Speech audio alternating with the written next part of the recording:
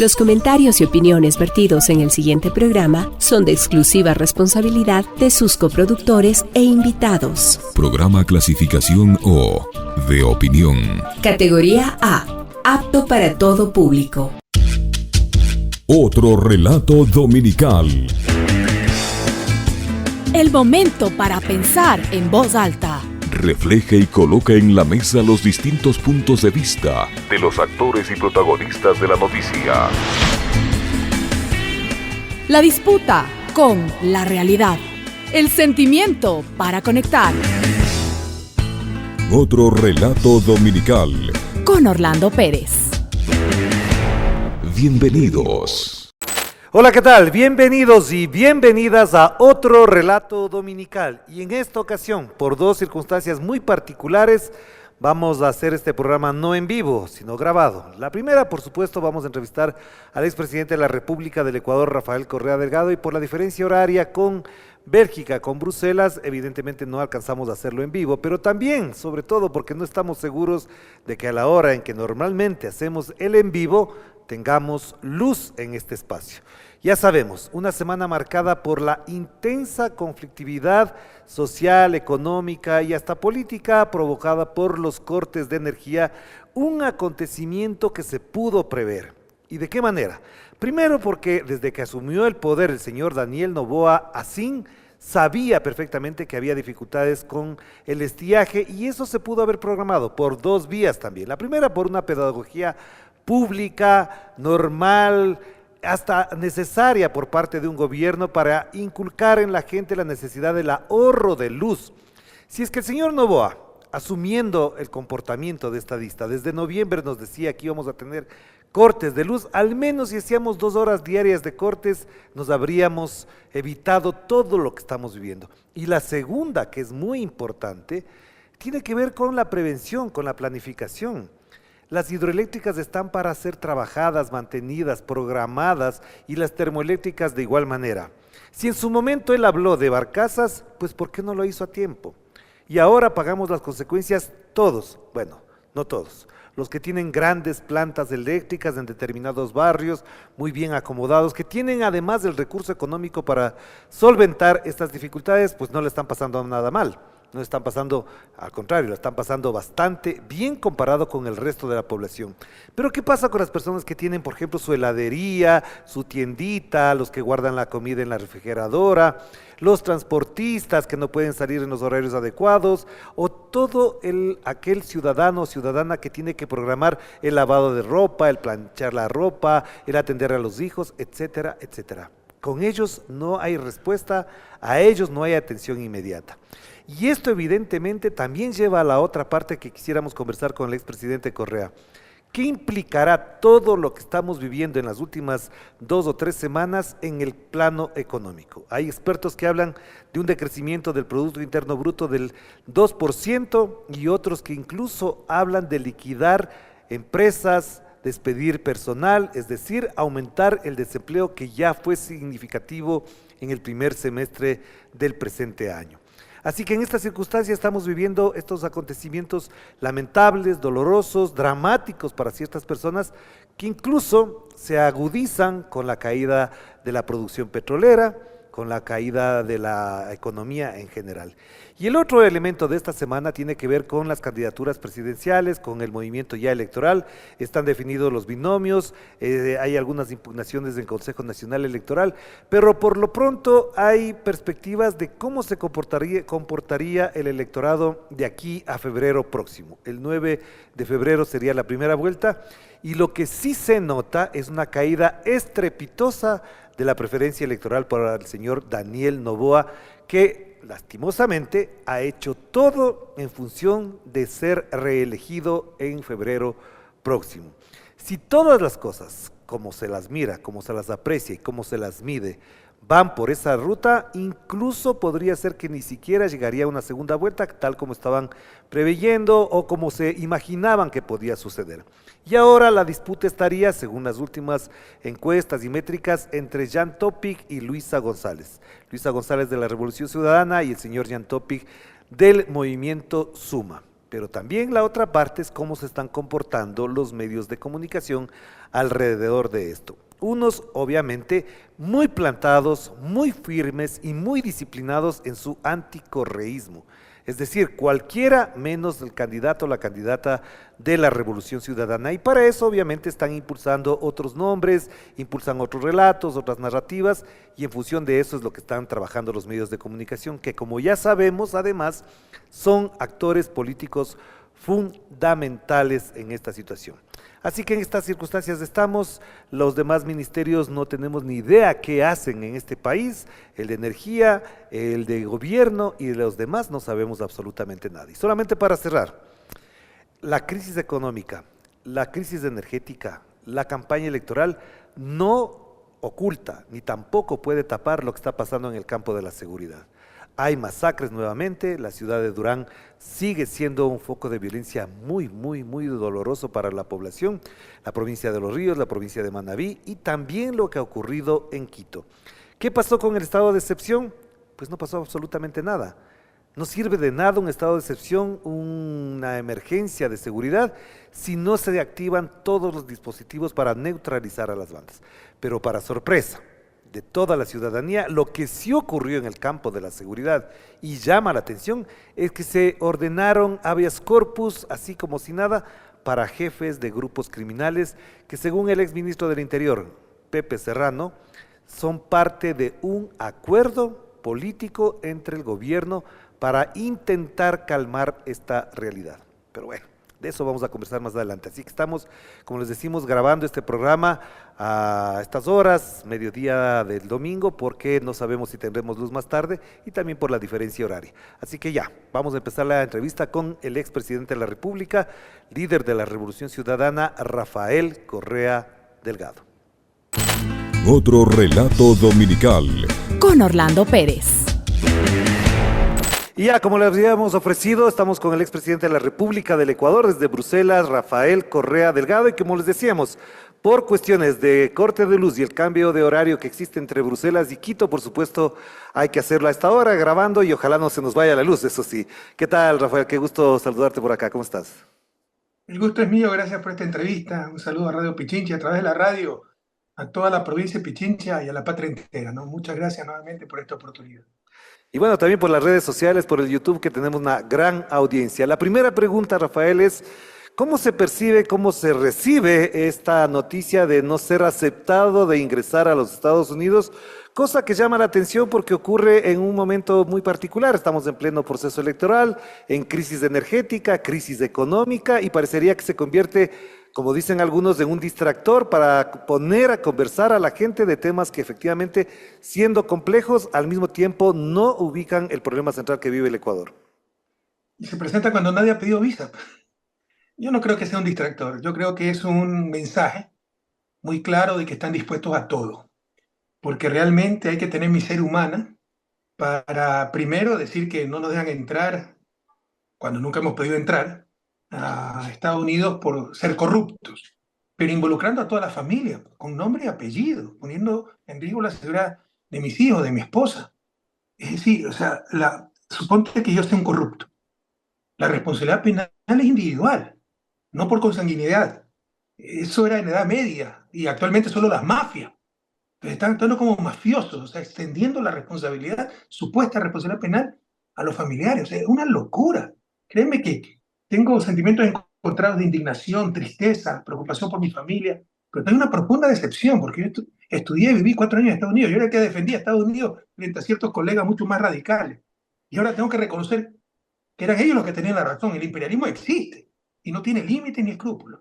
Y las contradicciones, la doble moral. Ah, no, es que Correa ha sido condenado. Yamil Lugo ha sido condenado. Y ese sí salió huyendo del gobierno. Yo me cansé de ganar elecciones. Y lo tienen en Estados Unidos. Pedro Delgado, que se volvió, obviamente, informante de la CIA. Y somos tan honestos que mira todo lo cercano que era, etcétera. Y ha dicho todo lo que sabe. Y no tiene nada contra nosotros. Porque somos gente de manos limpias. Entonces, la doble moral cunde por doquier, ¿no? Hay una decepción profunda, ver la hipocresía, los defensores de la libertad, de los derechos humanos y cómo aplastan todo, cómo se meten incluso con la familia. Y bueno, que no nos dé duda esto de que el imperialismo existe y que están dispuestos a todo, en las próximas elecciones para impedir el triunfo del pueblo ecuatoriano. Pero al mismo tiempo hay otro detalle que es muy importante y no hay cómo dejarlo de lado, tiene que ver con el pronunciamiento que hace la Embajada de los Estados Unidos, es decir, un pronunciamiento en el orden político, en el orden prácticamente electoral. ¿Hasta dónde esto se constituye también una intromisión en los asuntos internos de un Estado, considerando que además ese pronunciamiento lo pudieron haber hecho en el mismo momento de la sentencia del famoso y malhadado caso Sobornos? Son los signos de los tiempos, Orlando. Han vuelto a ser los virreyes en nuestro país. ¿No veías a Michael Fitzpatrick, el anterior embajador? Iba a las reuniones de gabinete, entraba pateando el perro a Carondelet, daba declaraciones en nombre del gobierno ecuatoriano, se reunía cada semana con la fiscal Diana Salazar para perseguirnos, ¿no? A tal punto que, bueno, son cuestiones personales, pero ahí es que conoció a su actual esposo en la embajada. Entonces, son los signos de los tiempos. Esta gente volvió a ser los virreyes, volvieron a ser los virreyes, ¿no? Y créeme que cuando se tiene virreyes, a los vasallos se los desprecia, no es que se los apoya. Así que creen que van a lograr algo. No, van a ser utilizados y el problema es que la víctima es el pueblo ecuatoriano. ¿Cómo no nos van a odiar? Orlando, te voy a contar una anécdota, que la conté en la Radio de las Madres. Yo detestaba la ceremonia en general, pero particularmente esta de que presentación de credenciales de los embajadores. Eran formalismo, ¿no? Entonces cada vez que me iba de viaje, delegado al vicepresidente para que se le presenten credenciales. Una vez hubo un almuerzo, algo así, con el cuerpo diplomático en Carondelet, y a los 2 años de haber llegado, un tipo me saludó y me dice: presidente, ¿cómo estás? Soy el embajador de Estados Unidos. O sea, después de 2 años, yo ni conocía al embajador de Estados Unidos. ¿Cómo no nos van a odiar si están acostumbrados a hacer lo que ahora son? Volvieron a ser los virreyes de nuestros países.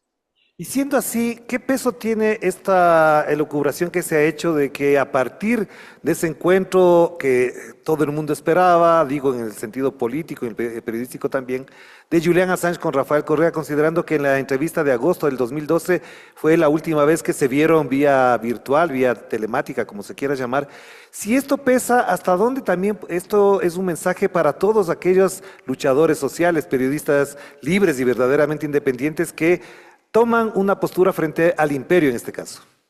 Por si acaso es la primera y única vez que había visto a Julian Assange. No lo conocía personalmente, no había hablado por teléfono con él, nada. Ni siquiera cuando estuve en la embajada. Y tuve la gran oportunidad de la semana pasada en Estrasburgo, pues darle un gran abrazo. Después de que el Consejo Europeo, el Consejo de Europa, ¿no?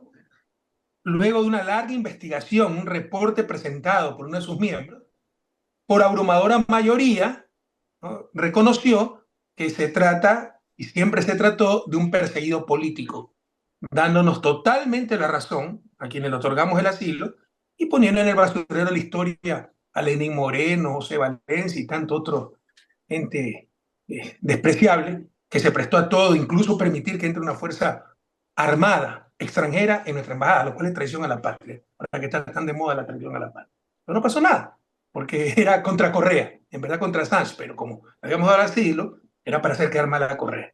Bueno, creo que se están ajustando cuentas con la historia. Sí, esa es una de las hipótesis, ¿no? Que por el abrazo con Julian Assange en Estrasburgo, en revancha, pues el imperio tiene que demostrar su poder y nos sacó esto de las visas sin que nadie le haya pedido visa. O sea, es hasta ridículo. Si nadie le ha pedido visa y declaran no elegible para las visas, pero no solo a Jorge Glass a quien te habla. Jorge Glass secuestrado luego de la invasión de la embajada mexicana. Es decir, están legitimando todo lo que ha hecho el gobierno de Noboa. Es decir, más tarde invaden la embajada estadounidense, entonces la van a legitimar también, van a aplaudir, ¿no? Entonces, legitimando esta barbarie. En todo caso, se meten con nuestra familia. Pero eso es uno de los países más incivilizados, ocurre en el siglo XXI. ¿Qué les pasa? Ahora, Rafael, en función de esto, no se sabe mucho qué fue lo que conversaron con Julian Assange, de qué hablaron, cómo fue ese encuentro, qué es lo que compartieron, tomando en cuenta que además ha habido pronunciamientos y especulaciones de que fue un simple abrazo protocolario entre Julian Assange y Rafael Correa. ¿Quién dice eso? ¿Por qué todo el mundo habla tonterías sin saber? Creo que estuvimos más de 1 hora conversando y yo tuve que cortar la conversación porque debía estar sumamente cansado, estaba su esposa ahí también. ¿De dónde sacan tantas tonterías? No estamos en el mundo ahora de lo arbitrario, todo el mundo habla cualquier cosa sin pie ni cabeza. Es increíble. Pero en todo caso, no hablamos de muchas cosas, por supuesto su experiencia, lo que nos ha pasado a nosotros, probablemente como consecuencia de haber dado el asilo, porque yo creo que Dos factores molestaban mucho al imperio, ¿no? El no haber renovado el acuerdo de la base de Manta y el asilo a Julian Assange. También por ahí cuando le expulsamos a su embajadora, ya ni me acuerdo el nombre de esta señora, que era una troglodita de la época de la Guerra Fría. Quería que nos iba a tratar como colonia todavía, ¿no? En todo caso, hablamos de todo eso ahora. Me sorprendió la lucidez de Julián. Me decían que estaba muy afectado psicológicamente, yo no lo noté así. Muy bien informado y con análisis muy profundo. Por ejemplo, hablamos también de las elecciones en Estados Unidos. Y muy claro sobre el escenario electoral. Y siendo así, el impacto, ¿cómo se ve desde la distancia del tiempo? Por ejemplo, el haber dado el asilo a Julian Assange, haber incluso siendo partícipe directa o indirectamente de lo que pasó con Snowden. ¿Qué significado tenía para Rafael Correa el ponerse en esa lógica dentro de del contexto geopolítico mundial que implica muchas medidas, incluso mesura por parte de algunos mandatarios? Mesura o cobardía, ¿qué es? Mira, yo tengo un principio de vida, hacer lo correcto independientemente del costo. Hicimos lo correcto, no buscamos esa situación, la encontramos e hicimos lo que teníamos que hacer. Si volviera a ocurrir, lo volveríamos a hacer, porque uno no está en función del oportunismo, la conveniencia de los cálculos, sino en función de una ética de hacer lo correcto. E hicimos lo correcto, dimos asilo a un perseguido político. Y asimismo, el que con Julian Assange se haya desarrollado toda esta campaña de desprestigio contra el Ecuador, ¿qué implica para la geopolítica mundial el hecho de que un país pequeño, sin el peso significativo que puede tener una gran potencia alrededor de este tipo de eventos, qué significa para la historia del Ecuador, para la historia del mundo? Mira, yo estoy seguro que la historia pues, pondrá las cosas claras, ya las pone, ¿no? A mí no me han regresado porque saben que los arraso en las elecciones. Estoy de lejos el político con mayor apoyo, mayor credibilidad, después de 7 años de continuo asesinato reputacional, 55 investigaciones criminales, condeno 8 años por influjo psíquico, todos los días injurias, calumnias, etcétera, y no han logrado tapar el sol con un dedo, la realidad se impone. Pero yo creo que eso mejorará con el pasar del tiempo, ¿no? El tiempo es el mejor aliado de nosotros, pero a la vez también el mayor enemigo, porque es el recurso más escaso, ¿no? Y ya hemos perdido años para el desarrollo y el costo es inmenso, pero en lo personal y como proyecto político, estoy seguro que con el tiempo, cuando se calmen las aguas, con la serenidad que da el paso de los años, cada vez pues nuestro gobierno será valorado en su justa dimensión. Yo soy muy objetivo en esto, ¿no? O sea, fue un gobierno extraordinario, por todos los indicadores, pero todos los indicadores. Podemos discutir si ustedes quieren eso, ¿no? Y si seguíamos en esta línea 20 años más, salíamos de su desarrollo. Pero ya nos atrasaron 20 años, ya no lo veré eso en vida. En todo caso, no lo pueden permitir, no pueden permitir que un país subordinado, tradicionalmente subordinado, pequeño, ose desafiar al imperio. Como no pueden permitir que un proyecto de izquierda, como fue la Revolución Ciudadana, sea tan exitoso. Si fuera un proyecto fracasado, no habría problema, lo van a aplaudir, porque legitima su liberalismo, su capitalismo. Pero fue un proyecto tremendamente exitoso que transformó el país. Éramos ejemplo de América Latina y del mundo. A tal punto que se han pasado 7 años tratando de desmerecer nuestras obras, que tuvimos suerte por el petróleo, que las hidroeléctricas con sobreprecio por la fisura, que estuvieron mal construidas en el lugar equivocado, las tonterías de siempre. ¿Ya? 7 años, y eso es símbolo de mediocridad, queridos jóvenes que me escuchan, ¿no? 7 años han tratado de deslegitimar lo que hicimos y no lo han podido hacer. Entonces, ellos no pueden permitir un modelo exitoso alternativo. Y por eso somos un peligro para ellos y tratarán de aplastarnos por todos los medios, ¿no? Pero tengo una pregunta más a propósito del tema de Julian Assange. En uno de tus tweets decías que en este caso se podría juzgar incluso al señor Lenin Moreno Garcés como traidor a la patria. ¿En qué se sustenta esto? No existe precedente en historia de la humanidad ecuatoriana, escúchame, en historia de la humanidad, donde un presidente haya dado permiso a una fuerza armada, la policía británica, para entrar en la sede diplomática del correspondiente país. Eso es territorio nacional. Ha permitido la invasión del territorio nacional, eso es lo que ha hecho este sinvergüenza de Lenín Moreno, y no hay que olvidar ese otro sinvergüenza llamado José Valencia, ¿no? Un sinvergüenza oportunista que a mí se me ponía de alfombra, tú creo que lo conocí, ¿no? Tremendamente... ¿cómo te diría? Se me fue la palabra en este momento, la indignación. Me indigna la gente así. Y que permitieron que la policía británica entre en nuestra delegación diplomática. Eso no tiene precedente. Ahora, yo no me olvido jamás, y esto sí lo quiero mencionar, es que en esa rueda de prensa estaba José Valencia. Ladino era la palabra que buscaban. ¿Ah? Totalmente ladino, ¿no? Ah, ya, yo no me olvido jamás esa famosa rueda de prensa en la que estuvo José Valencia, María Paula Romo, Juan Sebastián Roldán y Andrés Michelena. Y me acuerdo que cuando comunicaban yo no podía creer lo que estaba viendo, porque efectivamente ellos consolidaban una supuesta revelación o la confirmaban, una revelación de ciertos actos que realizaba Julian Assange, que se comunicaba con ciertos personajes, y efectivamente esto a mí me molestó muchísimo, tanto que los dije al final y se hicieron prácticamente a un lado para no poder afrontar esta situación. Y esto me lleva a pensar en una cosa que no hay que dejar de mencionar, Rafael, y tiene que ver con la persecución y la espionaje que hicieron dentro de la embajada y con tu familia. Entonces, ¿cómo se entiende esto a la luz de la historia, a la luz de los hechos, de que todo este aparataje de espionaje, de persecución legal, etcétera, parecería que es impune y no va a pasar nada? No va a pasar nada impune porque es contra Correa y los correístas. Pero tal vez el público que nos escucha no conoce de esto. La agencia UC Global, Undercover Global, una agencia española que se contrató para dar seguridad en la embajada, cuando teníamos Assange, para controlar quién entraba, podía haber un atentado, cualquier cosa. Y para dar seguridad a presidente, vicepresidente, cuando íbamos a Europa. ¿Por qué? Porque si llevaba seguridad al Ecuador, no hablaban el idioma, si íbamos, por ejemplo, a Alemania, no tenían permiso de conducir, entonces salía más caro y era peor, ineficiente el sistema. Entonces, la unidad, ¿cómo se llamaba esto? La casa presidencial, decía, si me van los nombres, pero la seguridad presidencial fue la que contrata esta empresa para que dé seguridad a Julian Assange y también en mis viajes a Europa, a mis hijas que estaban estudiando en Europa, y luego que dejé la presidencia, tenía derecho a seguridad que me quitaron, dicho sea de paso después. ¿Ok? Bueno, resulta que estos señores se vendieron a la CIA y al gobierno de Moreno. Ahí está, se han hecho allanamientos, están las pruebas, están los mensajes. Por ejemplo, habían informes en inglés. Si la empresa es española, ¿para qué hacen informes en inglés? ¿Por qué informes para la CIA? ¿Con quién me reuní? Están las fotos. De hecho, uno de los patrocinadores del juicio es el juez Baltasar Garzón, porque está indignado, porque una de las reuniones que espió esta compañía fue la reunión con Baltasar que tuvo en Madrid hace algunos años. Están las fotos, como la dirección de su casa, todo. Entonces, pero también le presentaban los informes a Lenín Moreno. Está escrito ahí, está escrito. ¿Y quién es el contacto? Me parece que es Juan Sebastián Roldán. Pero están las pruebas. Entonces, eso es las tantas cosas que hemos tenido que aguantar. Incluso espionaje de la CIA hasta mis hijas. Tenían troyanos en los teléfonos para escuchar sus conversaciones. Mi esposa, no sé si lograron en mi teléfono, me parece que no, porque yo tenía más protecciones, ¿no? Pero a mis hijas le intervinieron los teléfonos. Y eso es lo que hemos tenido que aguantar. Ahora, por otro lado, eso demuestra pues, la transparencia en nuestras vidas, ¿no? Han contratado empresas para buscar nuestros millones, nuestras cuentas secretas. Han revisado nuestros movimientos migratorios.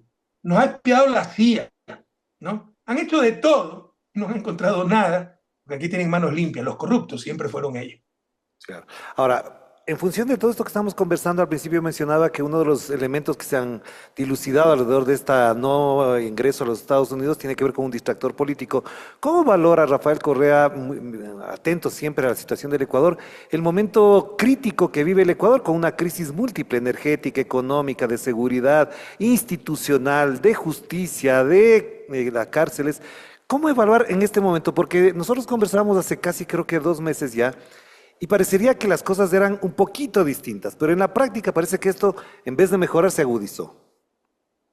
Mira, yo no digo lo políticamente correcto, soy pésimo político en ese sentido. Para mí la política es el bien público, el bien común, y parte del bien común es decir la verdad y hacer análisis profundo. Yo a veces me pregunto sinceramente si somos adictos a su desarrollo. Porque comparar del 2007 al 2017 es el día y la noche, ¿no? El día y la noche. Yo sé que nos han perseguido, nos quitaron el partido, nos han calumniado, pero es tal el contraste que sin hacer campaña deberíamos ganar con 110%. Y no ganamos.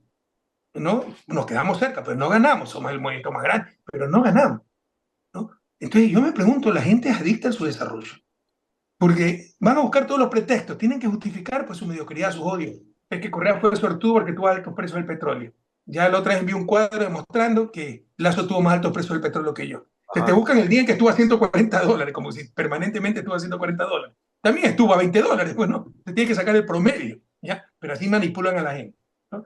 Que todo tiene sobreprecio, no hay un juicio sobre precio. Estos sinvergüenzas, ¿no?, confundieron expresamente sobreprecio con sobrecosto. Sobrecosto es reajuste de contrato, que hay más movimiento de tierra. El metro de Quito, ¿cuánto empezó costando y cuánto terminó costando? El tranvía de Cuenca. Pero ahí no hay sobreprecio. Es en las obras nuestras donde hubo reajuste que hay sobreprecio. No hay un juicio sobre precio. Ustedes tratan de desmerecer por todo. Que están con fisuras mal construidas. Se están salvando al Ecuador. Y por supuesto que una obra de la magnitud, por ejemplo, de Coca-Cola Sinclair, puede tener fallas. Un edificio construye y tiene filtraciones. ¿Qué se hace?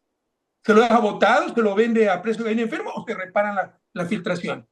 Paute se asentó 3 veces. Ahora escuché a un sinvergüenza, eso demuestra la decadencia del país. Empiezan a resucitar cadáveres políticos como Ramiro Rivera a decir, y Paute, Agoyán, 40 años construidos y sin ningún problema, en cambio Coca-Cola Sinclair es mentira. Paute se asentó 3 veces, revisen la historia. Y lo que hicieron fue repararlo, porque no era Correa. Acá, Coca-Cola Sinclair tiene fisuras que garantiza, si no ir a arreglarlas, no, hay que venderlas, no sirve para nada. Gracias a Dios tenemos Coca-Cola Sinclair, que se hizo en zona volcánica. Por Dios, cualquiera habla cualquier cosa. Ecuador tiene 90 volcanes, ¿no? Para tener esa clase hidroeléctrica, esa hidroeléctrica de paso, no de embalse, necesita caída fuerte. ¿Dónde va a encontrar caída fuerte? En la playa, en la selva. Hablan tontería. Ah, no, es que no hizo caso a los técnicos. O sea, creen que uno se levanta y dice, aquí quiere una hidroeléctrica. Son estudios de décadas por parte de técnicos. ¿Qué nos pasa? Pero se aceptan esas estupideces sin la menor reflexión. Sí, yo me pregunto alguna vez si somos adictos a su desarrollo. Lo de la refinería. Es gravísimo lo que está pasando en el sector petrolero, por llenarse los bolsillos a esta gente, ¿no? Pararon la refinería del Pacífico porque querían privatizar la importación y distribución de combustible, como efectivamente lo hicieron, ¿no? Ah, pero ahí está, la refinería fracasada. ¿Dónde está? La refinería cuesta $12.000 millones. Se invirtieron 1.200 porque el resto son impuestos de bolsillo derecho a la izquierda. O sea, con el 10%, tú, una casa que vale $120.000, tú inviertes $12.000 y quieres ver la casa. ¡Qué torpeza! Está ahí el terreno, están las conexiones a la red de agua potable, a la red eléctrica, está el diseño del arquitecto, continúa haciendo la casa. La pararon y el fracaso de la refinería. Y en estos momentos, Orlando, el balance petrolero es prácticamente cero. Es lo mismo lo que ganamos por exportar petróleo que lo que gastamos por importar derivados que no nos alcanza ni por la demanda nacional. Entonces, o sea, hemos perdido la conciencia por el odio, la mediocridad, la novelería, las tonterías, por la hacer daño a Correa, ¿no? Hemos destruido nuestra propia patria. Yo sí les pregunto sinceramente, ecuatorianas, pichinchanas, quiteños, donde tenemos una gran oposición en Quito. ¿Somos adictos a su desarrollo? Porque no hay de dónde empezar, ni cómo empezar a discutir. O sea, el contraste es demasiado grande entre el 2007 y 2017, cuando Ecuador era ejemplo de todo lo bueno, y 2017-2024 donde somos ejemplo de todo lo malo. Y por si acaso que me hable de corrupción, no crean en relatos, sino en datos. Revisen Transparencia Internacional, el ranking, y verán que durante mi gobierno, Ecuador fue el país latinoamericano que más descendió en el ranking de corrupción. Revisen la estadística del Banco Mundial de coimas, antes mi gobierno, sin inversión pública. Las empresas declaraban que 16% de esas empresas declaraban que habían tenido que dar coimas. Durante mi gobierno fue 1.6%. Pasó mi gobierno, ya el año siguiente había subido casi al 6%. Datos, no relatos, nos han hecho creer, sobre todo a los jóvenes, que antes vivíamos en Suiza y no había corrupción. No, teníamos un Estado corrupto, que lo combatimos con toda nuestra fuerza, pero es imposible en 10 años no tener un caso de corrupción. Y con la narrativa engañan a muchos. No vean relatos, vean datos. Y por favor, o sea, reflexionemos seriamente. ¿Somos adictos a su desarrollo? Porque no hay ni cómo empezar a comparar. Y siendo así, ¿cómo se entiende entonces que el señor Daniel Noboa se instale todavía en el imaginario de no poca gente alrededor de la posibilidad de ser reelegido en las próximas elecciones? Eso es lo que se me manejaba hasta hace poquito, pero evidentemente todavía hay gente que piensa que hay que arrimar el hombro, que es un presidente que está haciendo un esfuerzo, etcétera, etcétera. Yo me he pasado todos estos años estudiando el desarrollo y tengo una gran frustración, te lo tengo que confesar. Ya mismo acabo el libro. Porque la respuesta no es económica, la respuesta es conductual, psicológica, cultural, ¿no? Y claro, aquí hay un problema grave de información. Se manipula con la información la prensa. Pero cuando te engañan una vez, bueno, son malvados, ¿no? Cuando te engañan 10 veces, son malvados. Cuando te engañan 100 veces, cuando te engañan 10.000 veces, ya es que te gusta ser engañado. ¿Quién podía creer en campaña lo que decía Noboa que iba a poner cárceles flotantes? ¿Quién podía creer eso? ¿Quién podía creer que iba a poner las pensiones jubilares a nivel de un salario mínimo cuando al mismo tiempo decía que el salario ecuatoriano era demasiado alto? ¿Quién podía creer eso? Pero son los que se llaman sesgos cognitivos, ¿ya?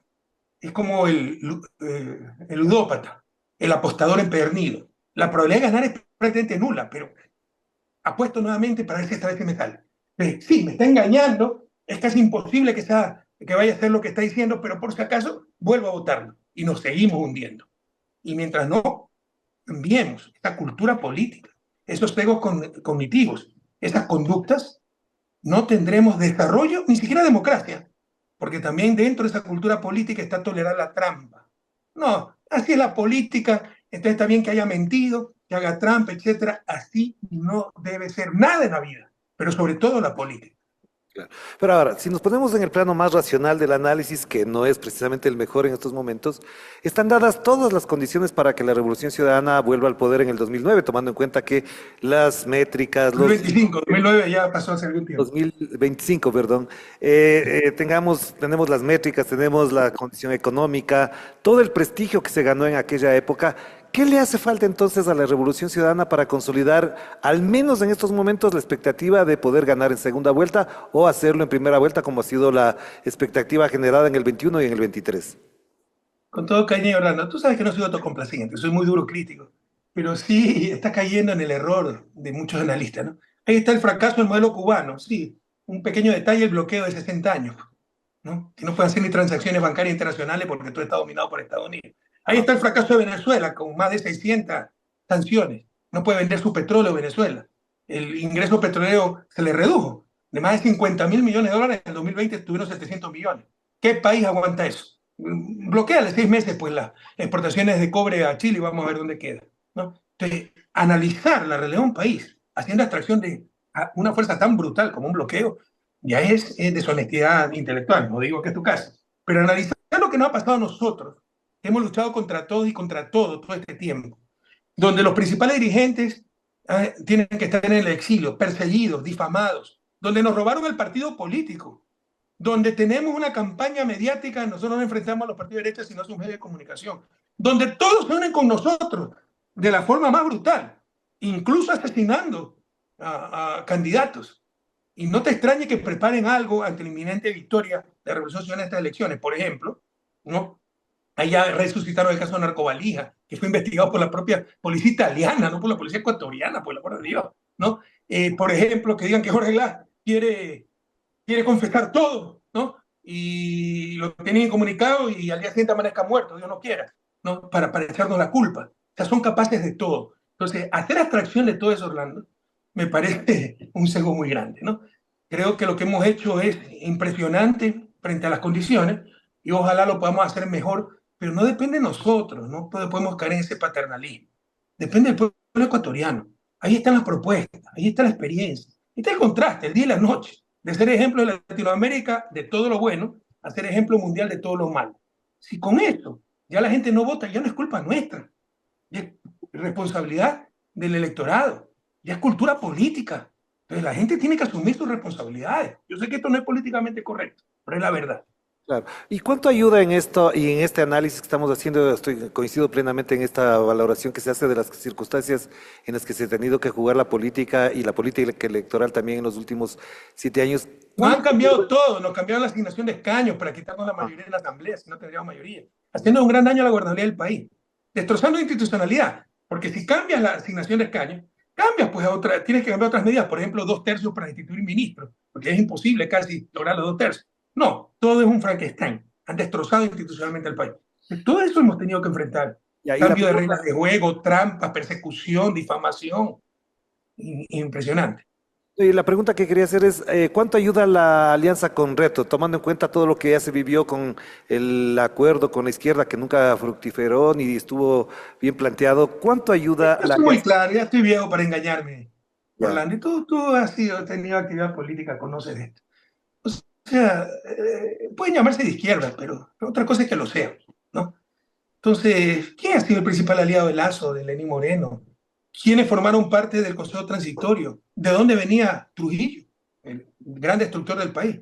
Ahí estuvo Luis Mata, fundador de la CONAI. Es Pachacuti. Podemos seguir considerando a Pachacuti de izquierda porque es de los indígenas. No, será un movimiento indígena, pero de izquierda no es, ¿no? El MPD, pues el MPD es el partido más, ¿cómo se llama ahora? Unidad Popular. partido más conservador del país, pues, lo pone a todo el tiempo. Y es el mayor socio de la derecha. Yo creo que incluso debe estar dominado, infiltrado por la CIA, porque es el mayor, es totalmente funcional al status quo. Entonces, eso, que se llamen izquierda no significa que sean izquierda. E incluso si fueran izquierda, hay algo fundamental que va más allá de la ideología, los principios y valores.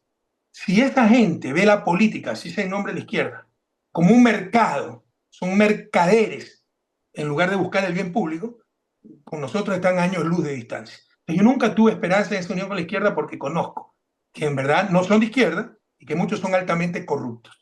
Por el contrario, tenemos Reto, un partido nuevo de gente joven, de centro derecha, nacionalista, que quiere un mejor país. Bueno, es mucho más lo que nos une que lo que nos separa. Y aquí otra reflexión. No, todo el mundo te habla de unidad. Finalmente, la única unidad, la única alianza a nivel nacional es Revolución Ciudadana y Reto. No hay otra alianza.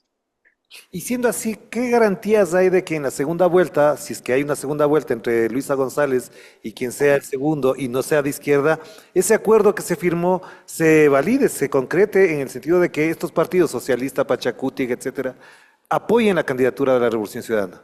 Yo no creo que la van a apoyar. Ahora, hay que diferenciar entre la directiva de estos partidos. En este momento el Partido Socialista creo que tiene un buen dirigente, ¿no? Pero tiene unos cuadros que dan vergüenza ajena, como Ayala Mora.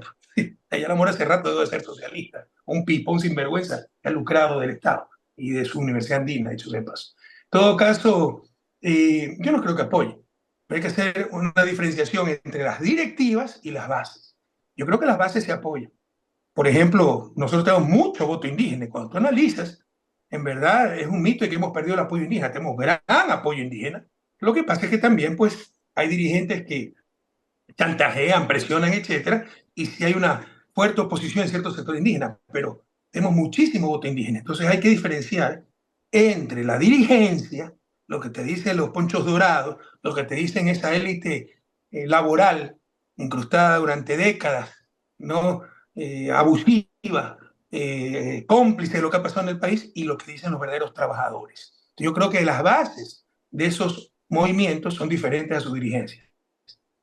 Y en función de eso, Rafael Correa está contento con las listas provinciales, con los nombres de las listas nacionales, porque veo incluso debates al interior, ya no en el interior siquiera, porque se hacen públicos en las redes sociales, de por qué no pusieron a uno, por qué no pusieron al otro, por qué le colocaron al uno primero, al otro segundo.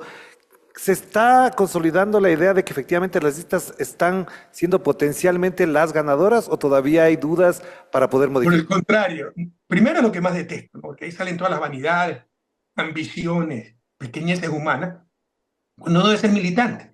Si a mí me dicen el lugar más útil es para que lleves el café al que va a liderar, bueno, llevaré el café. Si en verdad estamos como por una misión, los revolucionarios van a estar por una misión, el país, el bien común, superar 200 años de su desarrollo, no por ambiciones personales, carreras políticas y tonterías que nunca he entendido, realmente ni siquiera lo entiendo, ¿no?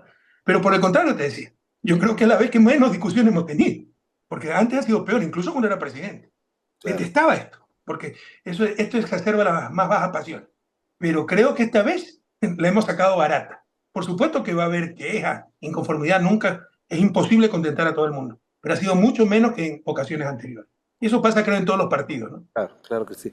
¿Y cuál va a ser el rol de Rafael Correa en la campaña electoral? Porque lo digo con absoluta transparencia, hay sectores que dicen que mejor no hable, que no tuitee, que le escondan el celular, y otros, en cambio, dicen sin la presencia efectiva y además permanente de Rafael Correa, no se tendrían los votos que se obtienen normalmente en estas elecciones. Perfecto, pues mejor me voy a mi casa y descanso. ¿Quieren que haga eso? Encantado. No me busquen para esta entrevista. Pero ¿cuál va a ser el rol entonces?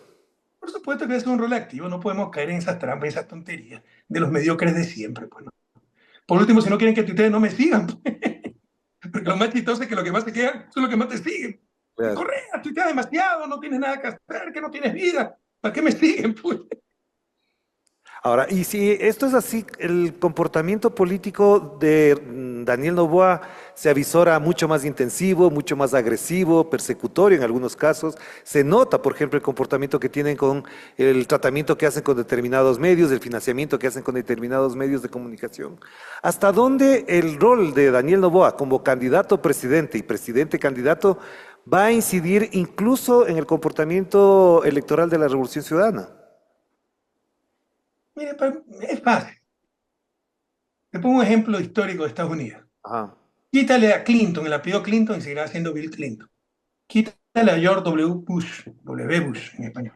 El Bush y no es nada. O sea, George Bush fue presidente porque era hijo de papi. Clinton es un hombre que se hizo a sí mismo.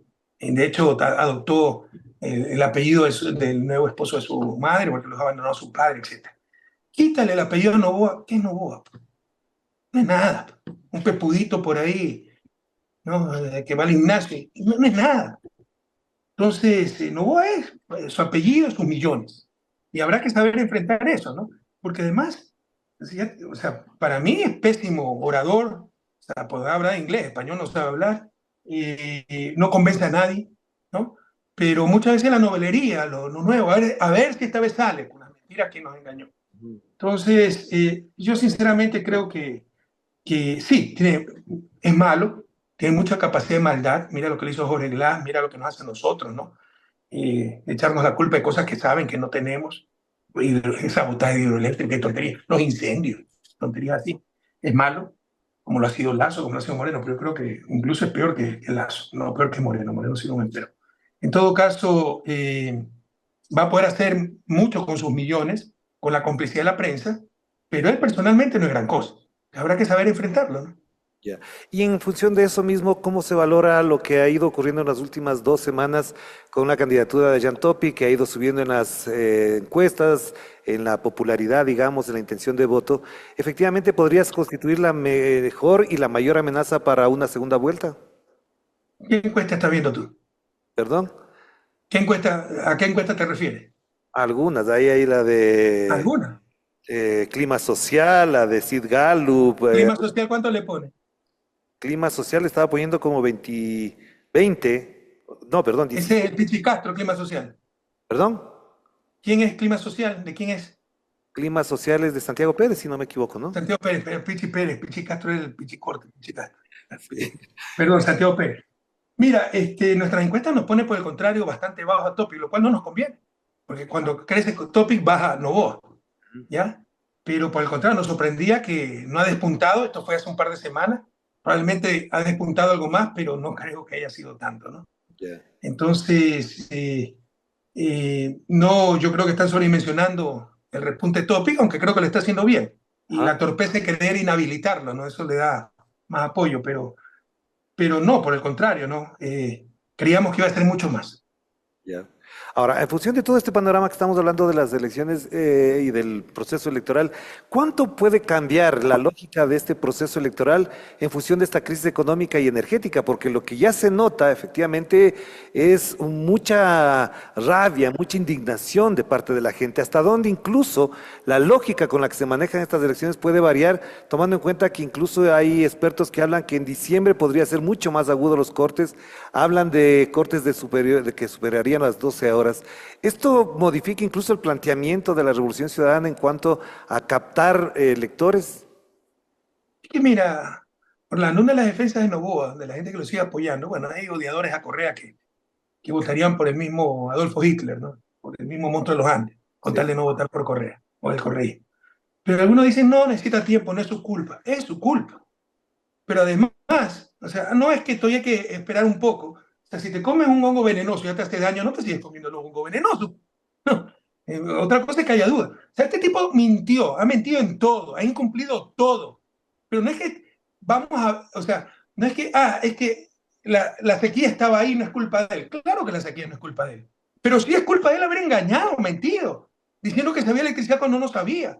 No haber hecho lo que tenía que hacer en el primer momento. Los cortes de luz no son únicamente culpa de Noboa, también es culpa de Moreno y Lazo que no pusieron 1 megavatio de potencia, pero también es culpa de Noboa, porque si sabía lo que tenía que hacer, como aparentó durante la campaña, engañando a la gente, desde el primer día tenía que intervenir el parque termoeléctrico y no hubiéramos tenido cortes de luz. Para eso es el parque termoeléctrico, pero está en soleta, está destrozado, ¿no? Entonces, mintió, es culpa también de Noboa, ¿no? No tapemos el sol con un dedo. La inseguridad, que el plan Fénix, es evidente que el plan Fénix no existe, a tal punto que ahora quieren traer de nuevo la base Manta. Entonces, si tenían plan Fénix, ¿por qué no dijeron que incluía la base Manta? O sea, es evidente, la gente no ve lo evidente, eso, no sé qué le ha pasado al país. ¿no? Porque estamos en un momento donde no vemos lo evidente y creemos lo imposible. Es evidente que el tipo es un farsante. Entonces no hay que esperar nada más. O queremos estar 3 metros bajo tierra para ya darnos cuenta de él. Ya no hay suficiente destrucción. Entonces no es que no es culpa de él. Es culpa de él y es evidente que es un farsante. Claro, pero la pregunta que hacía tenía que ver mucho con esas críticas que se le hizo a la campaña anterior cuando se decía nosotros lo hicimos y lo vamos a hacer mejor y que no fue suficiente. Entonces la pregunta es ¿hasta dónde alcanza el relato, el discurso de la Revolución Ciudadana en cuanto a que lo que se hizo todavía pervive en el imaginario de la gente y funciona como un estimulante para votar por la lista 5? Bueno, no me voy a echar la culpa de lo que no tenemos. Algunos dicen que no somos autocríticos. Los que me conocen saben que soy el mayor autocrítico de mi persona y del partido. Pero lo que nunca haré, y por eso me dicen soberbio, prepotente, es darle la razón a los que no la tienen, porque si no, sería deshonesto. Y no soy deshonesto. Y creo que la verdad es un valor fundamental. Entonces, no nos echemos la culpa de lo que no tenemos. Nuestra campaña fue excelente. Ya depende del electorado. O no tienes que decir que del 2007 al 2017 vivíamos bien. Vas a aceptar las reglas de juego que te ponen la opinión los opinólogos que no están con nosotros. Lo hicimos muy bien. Es que es un milagro lo que hemos logrado en las circunstancias en que estamos, ¿no? Exiliados, censurados, con blindaje mediático, etc. Ya le corresponde al electorado. Entonces no nos echen la responsabilidad que no tenemos. Hemos hecho lo mejor que hemos podido y creo que lo hemos hecho bien. Pero ya la gente debe asumir sus responsabilidades, debe dejarse novelería, la novelería de Novoa, probablemente después la novelería de Topic. Bueno, sigan apostando a la novelería y seguiremos hundiéndonos, ¿no? Entonces, sí debe asumir su responsabilidad el electorado, los jóvenes, el pueblo ecuatoriano. Infórmense, no deberíamos hacer ni campaña. Vean lo que hicimos el 2007 al 2017 y vean lo que tenemos ahora. Ahora, tengo dos preguntas finales, presidente, y tiene que ver una, ¿cómo reflexiona el expresidente Rafael Correa con respecto a la condecoración que recibe Álvaro Noboa, que fue el contrincante de la primera elección en la que ganó Rafael Correa la presidencia de la República? Esa condecoración, ¿qué significado tiene para el país? ¿Cómo se decide dar el orden, esa condecoración a un personaje como Álvaro Noboa? Hay un meme que me gusta mucho. Acaba de morir Baltasar Usca, que fue verdaderamente amigo mío, no es que ahora salgo como amigo, ¿no? Me encontré varias veces con él, me encantaba conversar con él, lo admiraba muchísimo, lo condecoré. Y bueno, el meme es eso, la condecoración mía a Baltasar Usca, sencillo indígena y helero del Chimborazo, y la condecoración de Novoa a su papá, el hombre más rico del país, evasor de impuestos, explotador laboral, etc. Yo creo que eso dice más que 1000 palabras, ¿no? Creo que se ha roto todo límite y escrúpulos, que se ha perdido la vergüenza, pero aceptan eso. Creo que todo le está aceptando todo eso. Porque con estas payasadas no va a tener -10 y no tiene -10, ¿no? Imagínate, su mamá, con todo respeto, encabeza la lista nacional. Ah, Pierina Correa también encabezó la lista nacional. Cuando nos habían robado el partido, la gente no sabía dónde estaba el correísmo y yo ya no era presidente, que nunca me ha gustado que mi familia participe en política. Creo que le conte eso al pueblo ecuatoriano, ¿no? Pero pone a su mamá de cabeza de lista nacional y condecora a su papá, que debe 92 millones de dólares al SRI, que tercerizaba, que saca capitales, que ha tenido muchos escándalos. O sea, ya se ha perdido hasta la vergüenza, pero eso lo acepta el pueblo ecuatoriano. Y la otra pregunta y final también tiene que ver con una especulación que se ha ido gestando en las últimas semanas, quizás a propósito también de lo que ocurre con la postura de la Embajada de Estados Unidos con respecto a Jorge Glass. ¿Es posible, es dable y se puede prever que incluso se plantee la extradición de Jorge Glass a los Estados Unidos? Es que también eso está mal entendido. ¿Qué crimen ha cometido Jorge Glass en Estados Unidos? Pero se lo pueden inventar. Ah, eso sí, si se lo inventan, pero todavía no está inventado. De hecho, en todos los testimonios de Brecht en Estados Unidos no nombran nunca a Jorge Glass. Por supuesto, a mí tampoco. A mí ni siquiera me nombraron en el primer caso de Brecht del 2017-2018. Luego, en toda la tramoya que armó Moreno, María Paula Romo, Diana Salazar para impedirme ser candidato del 2020, es que Concienciado Santos dice que le pedían plata en mi nombre, lo cual tampoco es ninguna prueba. O sea, más tarde yo voy a pedir plata en nombre de Orlando Pérez y te meten preso. Es una locura. Necesitan pruebas de aquello. Los $6,000 que me dieron, ¿cierto? $6,000 de coima. Claro. Ya está ridículo, ¿no? Si no fuera tan grave, daría hasta risa. Entonces, pero no se lo han inventado. Puede ser que se lo inventen, pero no creo que lleguen a estos extremos, porque para ellos también es una carga, es un problema, no es un objetivo político, ¿no?